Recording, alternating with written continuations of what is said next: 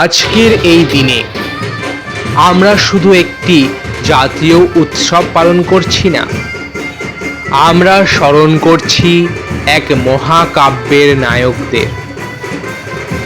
যেদিন মাতৃভূমির শৃঙ্খল মুক্ত হলো, সেদিনের সূর্যোদয় ছিল রক্তিম, কারণ সেই ভোরের আলো রাঙা ছিল অসংখ্য শহীদের রক্তে।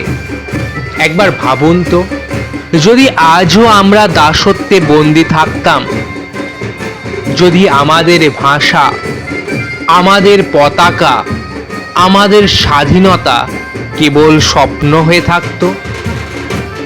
সেই স্বপ্নকে বাস্তব করেছেন মহাত্মা গান্ধী, নেতাজি সুভাষচন্দ্র বসু, ভগৎ সিং, ক্ষুদিরাম আর অজানা লাখো লাখো বীর।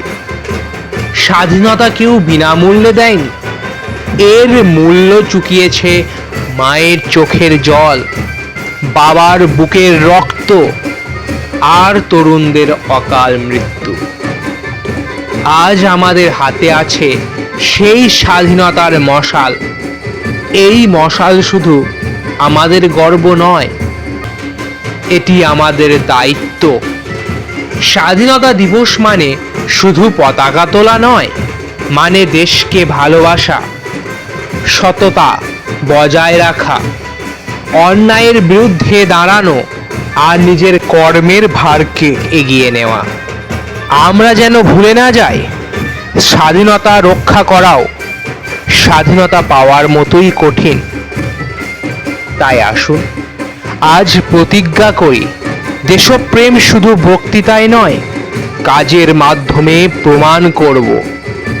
প্রতিটি নিঃশ্বাসে বলবে, জয় হিন্দ, ভারত মাতার জয়।